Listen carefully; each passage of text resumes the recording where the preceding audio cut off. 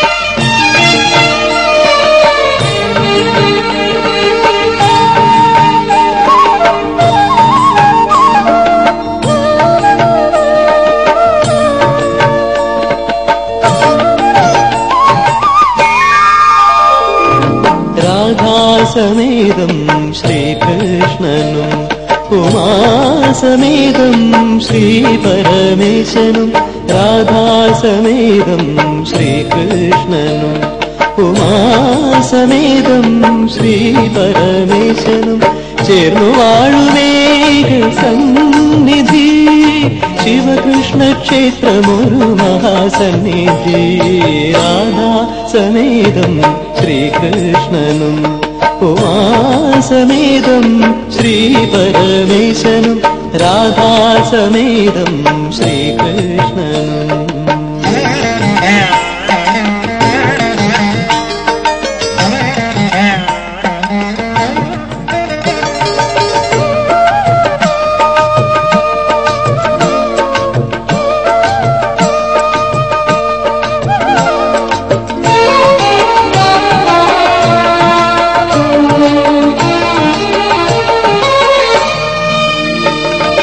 ഗണനായകനും ധർമ്മശാസ്താവും അഷ്ടനാഗങ്ങളും ഉപദേവന്മാരായി. ഗണനായകനും ധർമ്മശാസ്താവും അഷ്ടനാഗങ്ങളും ഉപദേവന്മാരായി പരിലസിക്കും പുണ്യസങ്കേതം, അഭയമേകും ദിവ്യസങ്കേതം.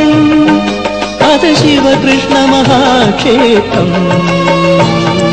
രാധാസമേതം ശ്രീകൃഷ്ണനും ഉമാസമേതം ശ്രീപരമേശനും ചേർന്നു വാഴുമേഘ സന്നിധി.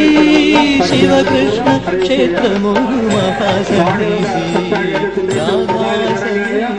രുക്മിണി സ്വയംവരം എന്ന ചടങ്ങ് യജ്ഞാചാര്യൻ ശ്രീ ചേർത്തല വിജയന്റെ മുഖ്യ കാർമ്മികത്വത്തിൽ നടക്കുകയാണ്. ഈ ധന്യമുഹൂർത്തത്തെ വായ്ക്കുരവകളും കൃഷ്ണമന്ത്രങ്ങളും കൊണ്ട് വരവേൽക്കണമെന്ന് ഭക്ത്യാദരപൂർവ്വം അറിയിക്കുകയാണ്. ശ്രീമദ് ഭാഗവത സത്തായജ്ഞത്തിന്റെ വളരെ പ്രധാനപ്പെട്ട ചടങ്ങായ രുക്മിണി സ്വയംവര ഘോഷയാത്ര യജ്ഞശാലയ്ക്കുള്ളിൽ പ്രവേശിക്കുകയാണ്. യജ്ഞാചാര്യൻ ശ്രീ ചേർത്തല വിജയൻ അവരുടെ മുഖ്യ കാർമ്മികത്വത്തിൽ നടക്കുന്ന ഈ പുണ്യകർമ്മത്തെ വായ്ക്കുരവുകളും കൃഷ്ണമന്ത്രങ്ങളും കൊണ്ട് വരവേൽക്കണമെന്ന് ഭക്ത്യാദരപൂർവ്വം അറിയിക്കുകയാണ്. രുക്മിണി സ്വയംവര ഘോഷയാത്ര യജ്ഞശാലയ്ക്കുള്ളിൽ പ്രവേശിക്കുകയാണ്. ഈ ഘോഷയാത്ര യജ്ഞശാലയ്ക്കുള്ളിൽ പ്രവേശിക്കുന്നതിന് വേണ്ടിയുള്ള വഴി സൗകര്യം ഭക്തജനങ്ങൾ ഒരുക്കി കൊടുക്കണമെന്ന് ഭക്ത്യാദരപൂർവ്വം അറിയിക്കുകയാണ്. രുക്മിണി സ്വയംവര ഘോഷയാത്രയെ കൃഷ്ണമന്ത്രങ്ങളും വായ്ക്കുരവകളും കൊണ്ട് ഈ ധന്യമുഹൂർത്തത്തെ വരവേൽക്കണമെന്ന് ഭക്ത്യാദരപൂർവ്വം അറിയിക്കുകയാണ്. ശ്രീമദ് ഭാഗവത സപ്താഹയജ്ഞത്തിന്റെ ഏറ്റവും പ്രധാന ചടങ്ങായ ഭഗവാന്റെ തൃക്കല്യാണം നടക്കാനുള്ള സമയമായിരിക്കുകയാണ്. യജ്ഞാചാര്യൻ ശ്രീ ചേർത്തല വിജയൻ, യജ്ഞഗോത്രികൾ ശ്രീ ശിവകൃഷ്ണപുരം ക്ഷേത്ര ട്രസ്റ്റിന്റെ മേൽശാന്തി ശ്രീ ബിജു പോറ്റി അവരുടെ മുഖ്യ കാർമ്മികത്വത്തിൽ നടക്കുന്ന ഈ പുണ്യകർമ്മത്തെ വായ്ക്കുരവുകളും കൃഷ്ണമന്ത്രങ്ങളും കൊണ്ട് വരവേൽക്കണമെന്ന് ഭക്ത്യാദരപൂർവ്വം വന്നിട്ടുണ്ട്. ഈ സമൂഹത്തിൽ ആ ഭാഗം കൂടെ കേൾക്കണമെന്നതാണ്. അത് കേൾക്കട്ടോ. എന്നിട്ട് ആ സമയമാകുമ്പോ ഇതിന്റെ സംഭവങ്ങളൊക്കെ പറഞ്ഞ് എന്തിനാണ് ഏതിനാണെന്നൊക്കെ മനസ്സിലാക്കി വേണം ചെയ്യാൻ. എന്തിനാണെന്നൊക്കെ ചെയ്യുന്നതുകൊണ്ട് അപകടം ഉണ്ടാക്കിയിട്ട് ഭഗവാനെ പറ്റുന്നിട്ട് കാര്യമില്ല. ശ്രദ്ധ നമ്മുടെ കാലത്ത് വളരെ ശ്രദ്ധിച്ചു ചെയ്യണം. അവിവേകങ്ങളൊന്നും കാട്ടരുത്. നമ്മള് എടുത്തുകാട്ടവും വേണ്ട. ഭഗവാൻ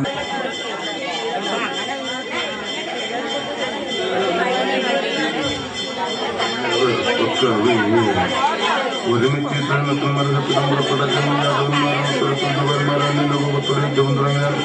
അന്നേരം മുകുന്ദരനാമന് കോപത്തോടെ പിന്നെ സാത്വികമുദ്രനാഥ വീരന്മാർ ഒന്നിച്ച് ശരവസം തുടങ്ങുന്ന സൈന്യം ഒന്നുകൊന്നൊടിക്കണം ഗോപേന രാമൻ വീരം ഉപേക്ഷിച്ചവാണിയിലും ശിശുപാലൻ തന്നോട് ചൊല്ലിനാൽ ക്ഷോണിവൻ ജരാസന്ധൻ ഇന്നത് നിരൂപിച്ച് ഖേദിക്കവേണ്ട ഭവാൻ ദൈവത്തിൻ ഗതി കൊണ്ട് വരുന്നത് ഏവം ഖേദിച്ചിരുന്നെങ്കിൽ നൽക്കാലം നമുക്ക് വന്നുകൂടിയിടുന്നേരം സർവം ശുഭമാകും.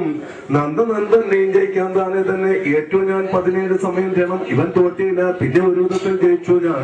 തോറ്റതും ജയിച്ചതും തുള്ളിൽ എനിക്കേതും ഏറ്റതിലിടോ അപമാനാദിഭാവം ഏവം നീ വിചാരിച്ചു പോയാൽ ശോകമായ ഭാവം കൊണ്ട് തമ്മിട്ട് സഖ്യമായി വാഴുകേ. ഇത്തരം ജരാസന്ധവാക്യത്തെ കേട്ട ഖേദമൊക്കെ നീക്കി വീരൻ കൈക്കൊണ്ട് ശിശുപാലൻ ചെന്ന് മന്ദിരം ബുക്കുമാണത് നിർവന്മാരും ഒന്നൊഴിയാതെ തോറ്റ നേരത്തെ വിദ്യദാനം കോപിനെ പറഞ്ഞിട്ടു. മാധവൻ തന്നെ കൊന്ന് ഭൂപതിമാരെ നമ്മ അഗ്നി തന്നെ ഇങ്ങ് കൊണ്ടുപോകുന്നവൻ ഞാൻ അല്ലായകന്റെ വില്ലാണ് രണ്ടിന്റെ മുദ്രത്തിൽ മാർഗയില്ല ഞാനും. ഇങ്ങനെ പ്രതിജ്ഞയും ചെയ്തവൻ പടയോടും മംഗളെ എതുക്കളോടെത്തിരണം ക്ഷണം. നന്ദനന്ദൻ തന്നോട് ഇങ്ങനെ ചൊല്ലി രുക്മി നന്ദി വന്നിട്ടോ നിന്റെ മത്സോദരി തന്നെ വെച്ചാലും അല്ലായെങ്കിൽ യമലോകം ഗമിച്ചു വാഴാം. ഇപ്പോൾ മല്ലകം സാധുകൾ പോലുള്ള ഞാനും നൽകടവും ഏവം പറഞ്ഞു വിവേകനും 3 ശരം കേവലം കൃഷ്ണൻ തന്റെ മാർഗം കൊടുത്തു. മാധവൻ മന്ദസ്മിതം ചെയ്ത ശരങ്ങളാൽ ബോധകീണ്ണം രുക്മിതന്റെ വിമുറിച്ചാൽ ഗോവിന്ദ. ഇരിക്കാനുള്ള സൗകര്യം സ്വയം തരപ്പെടുത്തുക ഉള്ളത് ഇത് ഒതുങ്ങട്ട. മഴയൊക്കെ പെയ്തുകൊണ്ട് അല്ലെങ്കിൽ അവിടേക്ക് ഇരിക്കായിരുന്നു. ആ തർപ്പടയുടെ ഉള്ളിൽ ഇവിടെ കസേര ഉണ്ടാവും. അതിലിരിക്കുക. തർപ്പട അടിക്കുക. അവിടെ കസേരന്റെ അവിടെ ഇരിക്കാം. അല്ലെങ്കിൽ ക്ഷേത്രത്തിന്റെ ആ ലോകം വെച്ചുകൊണ്ട് മഹാലക്ഷ്മിയും ഭൂമിയിൽ വന്നു പറഞ്ഞതാണ് രുക്മിണി. വിദർഭ രാജ്യങ്ങളെല്ലാം കൂടെ ചേർത്ത് കുണ്ഠിന നഗരം ആസ്ഥാനമായി രാജ്യം ഭരിക്കുന്ന ഭീഷ്മക രാജാവിന്റെ 6ാമത് പുത്രിയുടെ ഭാവത്തിലാണ് മഹാലക്ഷ്മി രുക്മിണി ഭർത്താവിനെ കുറിച്ചുള്ള കഥ. എന്താണ് ഭർത്താവെന്നോ ഭാര്യ എന്താണെന്നോ കുടുംബം എന്താണെന്നോ തിരിച്ചറിയാൻ കഴിയുന്നതിനേക്കാൾ അത്ര ചെറിയ പ്രായത്തിലെ അച്ഛനമ്മമാർ കരുതിക്കൂട്ടി പറഞ്ഞു, ഈ രുക്മിണി മുതിർന്നു കഴിയുമ്പോഴേ ഇവളെ വേളി കഴിച്ചു കൊടുക്കുന്നത് കൃഷ്ണനാണ്. കൃഷ്ണനാണ് ഇവളുടെ ഭർത്താവ്. പിന്നെ കൃഷ്ണനെ കുറിച്ച് പറയും, കൃഷ്ണൻ സുന്ദരനാണ്, സുമുഖനാണ്, നീളതരമാണ്, ചെഞ്ചുണ്ടാണ്, കോമളത്തോളം മുഖമുണ്ട്, ഓടക്കോലുണ്ട്, കാലിക്കോലുണ്ട്, വനമാലകളുണ്ട്, പിണകമോതിരമുണ്ട്, വീര്യമുണ്ട്, ശൗര്യമുണ്ട്, പരാക്രമമുണ്ട്, കാരുണ്യമുണ്ട്, പ്രേമമുണ്ട്.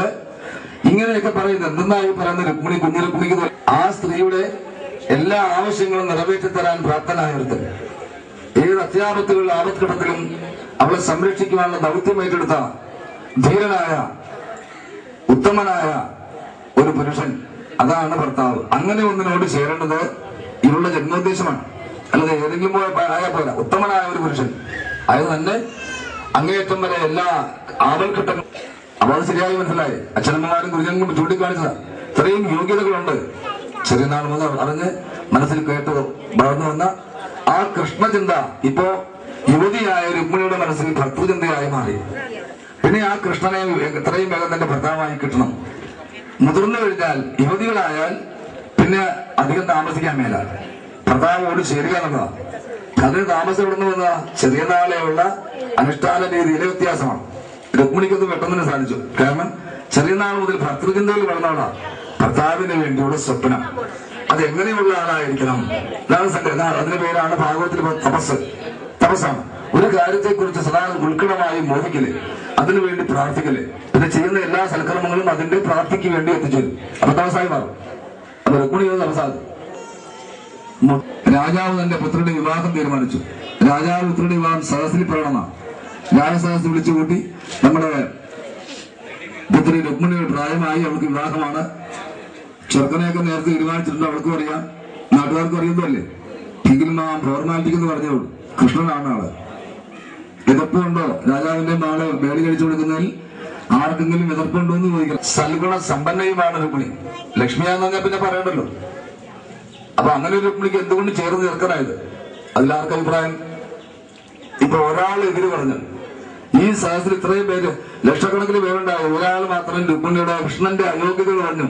ഭീഷ്മക രാജാവിന്റെ പൊന്നോമന മോളെ മേളി കഴിച്ചുകൊണ്ട് പോകുന്ന ചെറുക്കൻ എന്തെങ്കിലും യോഗ്യതകളൊക്കെ കാണണ്ടേ? ഇവൻ രാജാവാണോ? രാജകുമാരി വിവാഹം അച്ഛൻ തീരുമാനിച്ച സമയത്ത് ഇവളുടെ വേളിയും ഞാൻ തീരുമാനിച്ചിട്ടുണ്ട്. ധാർഷ്ട്യപുത്രം പറഞ്ഞു. അത് പ്രഖ്യാപിച്ചു. അതാരാ ചെറുക്കൻ? ചേതി രാജ്യത്തിലെ ദമഘോഷ രാജാവിന്റെ പുത്രൻ ശിശുപാലൻ. ശിശുപാല രാജാവാണ് നമ്മൾ കണ്ടുവച്ചിരുന്നത്. എന്തുകൊണ്ടും ചേരും, നല്ല കളറ് ചേരും, സുന്ദരനാണ്, രാജ്യാവകാശമുണ്ട്.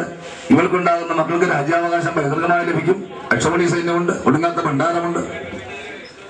അങ്ങനെ അച്ഛനെ ധിക്കരിച്ചു. തന്റെ മക്കളും തന്നോളമായ താനെന്ന് ചൊല്ലണമല്ലോ, രാജാവിനൊന്നും പറയാൻ കഴിയണ്ടായിപ്പോയി. അങ്ങനെ ധിക്കാരത്തോടുകൂടെ കൃഷ്ണനോടുള്ള വൈരാഗ്യ നിമിത്തം രുക്മി ഈ വിവാഹം നാട്ടുരാജാക്കന്മാരെയും അയൽ രാജ്യത്തു നിന്നുള്ള ആൾക്കാരെയൊക്കെ വിളിച്ചപ്പോ, കല്യാണം ക്ഷണിച്ചപ്പോ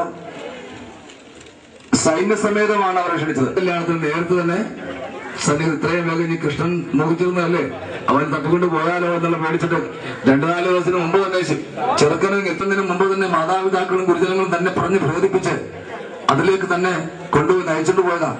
ആ ചിന്തയിൽ വളർന്നെനിക്ക് ഭർത്താവിന്റെ സ്ഥാനത്തിന് കൃഷ്ണനല്ലാണ്ട് വേറൊരു പുരുഷനെ ചിന്തിക്കാൻ പോലും കഴിയും. അങ്ങനെ വിഷമനായിരിക്കുമ്പോ ആ ബ്രാഹ്മണൻ, ഉത്തമനായ ബ്രാഹ്മണൻ അന്തഃപുരത്തിൽ വന്നു. അങ്ങനെ ചിലർക്ക് മാത്രമേ അന്തഃപുരത്തിൽ കിടക്കാൻ അവകാശമുള്ളൂ. ഈ ഗുരുനാഥനെ കണ്ട മാത്രയിൽ കാൽക്കൽ വീണ് നമസ്കരിച്ച് പറഞ്ഞുകൊണ്ട് രുക്മിണി അപേക്ഷിച്ചു. അങ്ങയെ പോലുള്ള ഗുരുനാഥന്മാരെ എന്റെ അമ്മയും അച്ഛനും ഒക്കെ പറഞ്ഞു കേൾപ്പിച്ച് ചെറിയനാളിൽ പറഞ്ഞ് നീ പിടിക്ക്, ഞാൻ അന്വേഷിച്ചു തരാം. അതോ ഘോഷയാത്ര വരുന്ന കൊരവയായിരിക്കും. കൊരവയല്ലല്ലോ കേൾക്കണത്, കൂടെ കൂടെ കൊരവിടാൻ പറഞ്ഞെന്നറിയാമോ? കൊരവ ഒരു ശബ്ദമാണ്, ശബ്ദമല്ലേ? എല്ലാവരും കൂടെ കൊരവിടുന്ന ശബ്ദമാണ്. ആ ശബ്ദം ഇവിടെ വെച്ച് കൊരവിടുമ്പോ ഈ ശബ്ദങ്ങളുണ്ടായി. ഈ താഴെ നിൽക്കുന്ന ഒരാള് ഇവിടെ നടന്ന സംഭവം കണ്ടിട്ടില്ല. എന്ത് നടന്നപ്പോഴാ കൊരവെന്ന് അറിയില്ല. കൊരവ ശബ്ദം താഴെ കേട്ടു. ആ കൊരവ ശബ്ദം അങ്ങ് ദൂരെ നിന്ന് ഒരാൾ കേട്ടാൽ ആ വ്യക്തിക്ക് എന്ത് തോന്നും? എന്ത് തോന്നും? എന്ത് തോന്നില്ലേ? ഒരാശ്വാസം തോന്നുമോ? എന്തോരം നല്ല കാര്യം തോന്നല്ലേ? പരിഭ്രമൊന്നും പറ്റില്ലല്ലോ കൊരവ കേൾക്കുമ്പോ. എന്തോ നല്ല കാര്യം, ആരോപണോ സ്വർഗാരോപണോ അല്ലെ കല്യാണമോ ആരുടെയും കണക്കെയാണ് നോക്കും. മറിച്ച് എല്ലാവരും കൂടെ കരയാണ്, കൂട്ടക്കരച്ചിൽ, ആയുസം ഉണ്ടാകാൻ വേണ്ടി പ്രാർത്ഥിക്കുക. തന്റെ ഭർത്താവിന് ആയുസ്സും ആരോഗ്യം നൽകണമെന്ന് ഭാര്യ പ്രാർത്ഥിക്കുന്നത് അശാസ്ത്രമാണെങ്കിൽ വേണ്ട, പ്രാർത്ഥിക്കാൻ കൊള്ളാവുന്നതാണെങ്കിൽ കുങ്കുമം പൂജിച്ച് വാങ്ങാം. അത് ജീവിതകാലം വരെ സൂക്ഷിച്ചു വെക്കുന്നത് നല്ലതാണ്, പവിത്രമാണ്. കന്യകമാർക്ക്, നമ്മുടെ മക്കൾക്ക് വേണ്ടി, കുഞ്ഞുമക്കൾക്ക് ഇതുപോലെ ഒരു ലക്ഷ്മി നാരായണത്വം കുടുംബജീവിതം നയിക്കുമ്പോൾ ഉണ്ടാകണേ എന്ന് പ്രാർത്ഥിച്ചുകൊണ്ട് ചില പൂജിക്കാം. അതുപോലെ ഓം ശ്രീകൃഷ്ണായ പരബ്രഹ്മണേ നമഃ.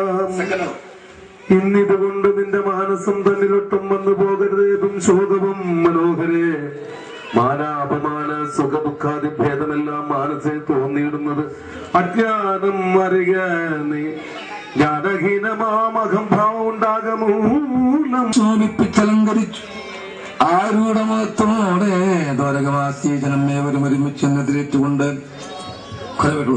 കേവലം കൃഷ്ണൻ തന്റെ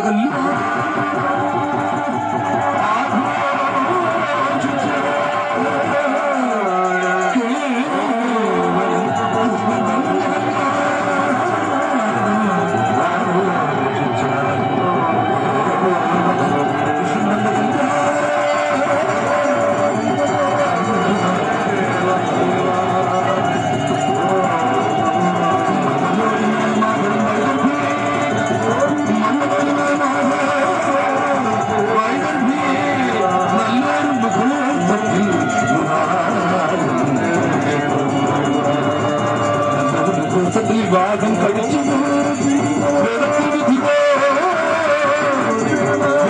വിധി പോലെ വേണ്ടുന്ന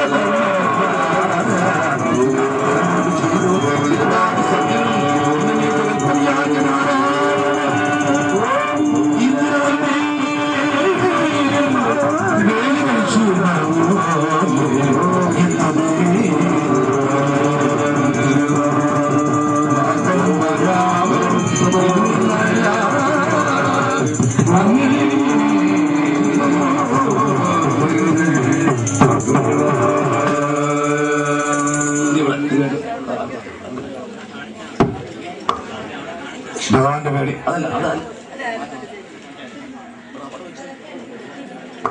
മാധവ വേളി കഴിഞ്ഞു, നീ മാനവ വേളിയ. ഭഗവാൻ ഇത് കഴിഞ്ഞിട്ടാണ് കല്യാണ പൂജ സമർപ്പിക്കുന്നത്.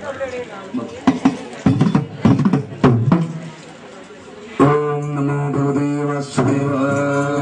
ഓം നമോ ഭഗവതേ വാസുദേവായ.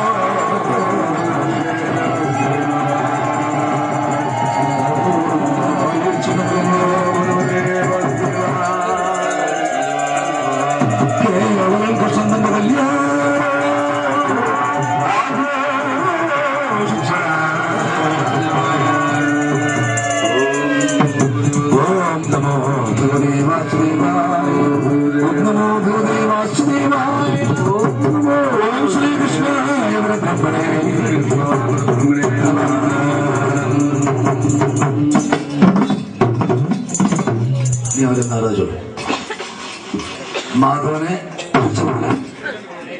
മാധവനെ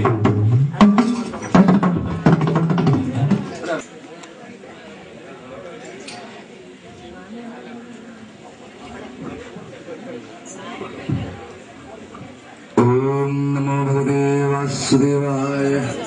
നമോ ഭഗവതേ വാസുദേവായ. മുമ്പിലിരിക്കുന്നവരൊന്നും ഒതുക്കൊള്ളട്ടാ. നാരായണ നാരായണ നാരായണ നാരായണ നാരായണ നാരായണ നാരായണ നാരായണ നാരായണ നാരായണ നാരായണ നാരായണ നാരായണ നാരായണ നാരായണ നാരായണ വായിക്കുക. നാരായണ നാരായണ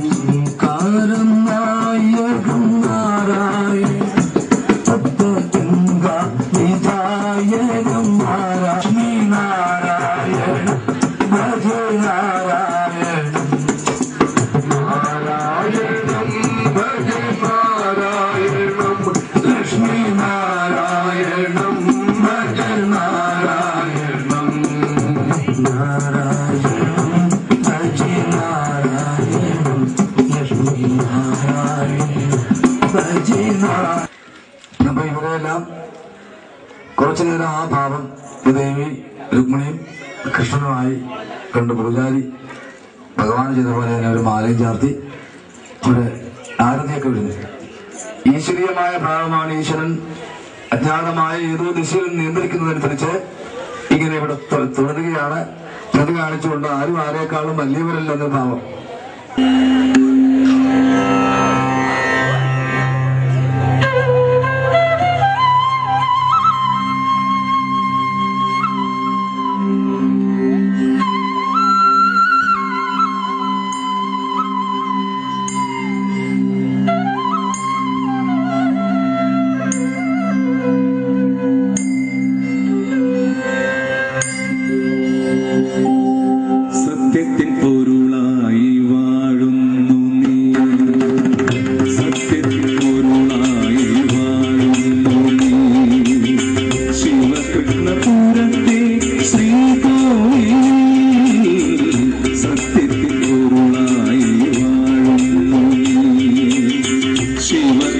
പൂരത്തെ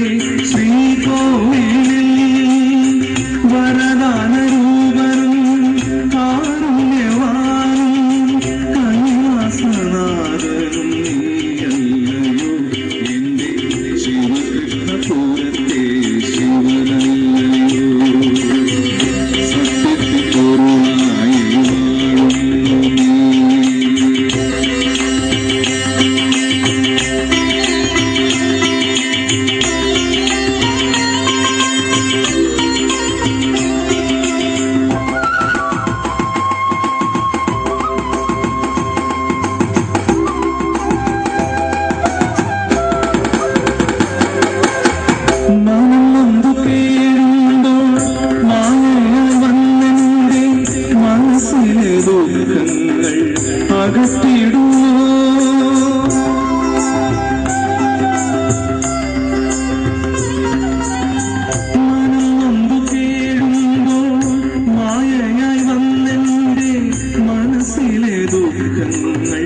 അകറ്റിടുമോ മണിയൊച്ച കേൾക്കൂമി തിരുമറയെന്നും മനസ്സിൽ ഞാൻ ധ്യാനിക്കും എന്റെ മനസ്സിൽ ഞാൻ ധ്യാനിക്കും